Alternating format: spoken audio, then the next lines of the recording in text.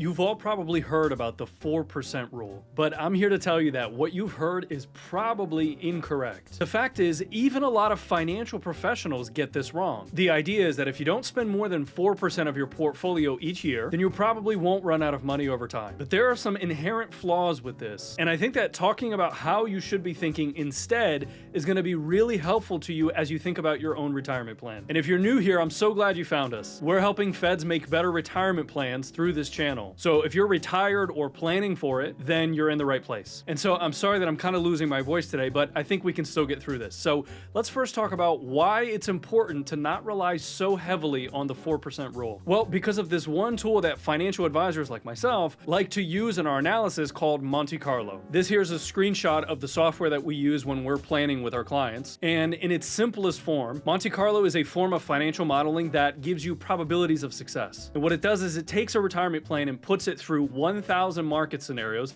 to see if it ran out of money or not. So in this particular scenario, we have someone's current situation, which isn't doing so well, and then some recommended changes, which helps to increase that probability of success in the simulation. And a lot of financial advisors, and we've seen this in retirement plans that people have brought to us, they will simply take 4% and apply it to a retirement plan and basically say, okay, well, what is the probability of success that comes out of the Monte Carlo simulation?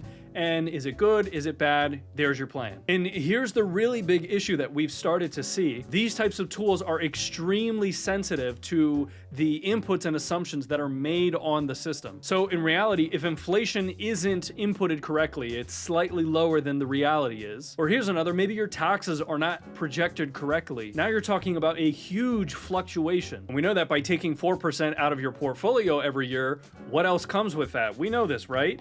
Taxes. And if it's a pre-retirement account like the traditional TSP, then the whole amount is fully taxable. And suddenly, not only are you taking more than 4% out because you have to pay the taxes as well, but you've increased your tax liability, which could mean new brackets, various other things come into play, and now you're suddenly in a completely different scenario than is being modeled. Now, one of the things people don't realize about this is that the 4% rule was actually created based on a retirement in 1966. The world is a little different now than it was then, and the markets and the economy have changed as well. For example, if you look at retiring in 1966, and let's say they retired for 30 years, which puts us in 1996. Well, the markets actually had a really tough stretch in the first half of this time frame, which meant that retirees had to sell investments at a loss to be able to generate that cash flow that they need for retirement. Now, I should note that there are ways to avoid having to do this, but that's for a future video. By the time they were halfway through their retirement, their portfolio had been decimated. And so when running projections for this scenario, the only way that those retirement plans were able to last their whole lives was if they had never spent more than 4% per year throughout their retirement plan. Folks, that's it. This is the 4% rule and where it came from.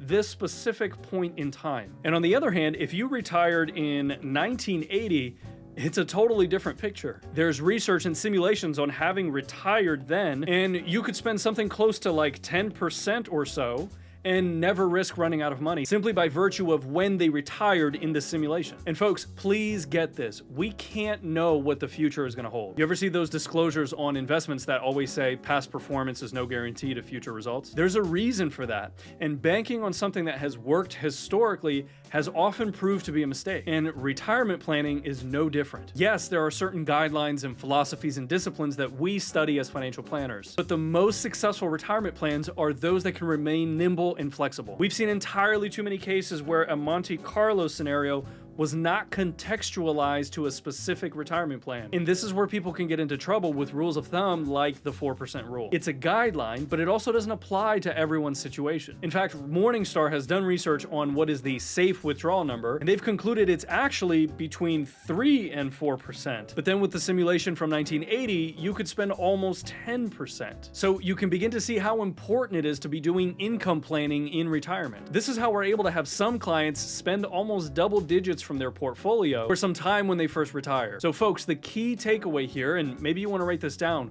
retirement planning is a process, not an event. Yes, the projections are helpful, especially when trying to decide how much your retirement home is going to cost. Can we afford a $1 million house in retirement, or does it need to be $750K or $500K? Or hey, if we're going to be doing a lot more traveling in early retirement, where else do we need to adjust to be able to account for that? These are all things that can be answered within the context of financial modeling. But what happens if you begin to implement your retirement plan and we have years like 08 to 2010 or even 2001, 1966? The decisions that you make in your retirement plan, whether it's how you're generating the income inside your portfolio or which accounts you're taking that money from, how to use Roths, tax considerations, all kinds of variables, those decisions need to be looked at regularly to make sure that they still fit in your plan in an ever-changing world around you. And so going by something like the 4% rule could actually mean that you're overspending some, or it could mean that you're actually selling yourself short. Maybe you actually could have done more traveling or even retired sooner. So folks, you've heard me say it before, and I'm going to say it again.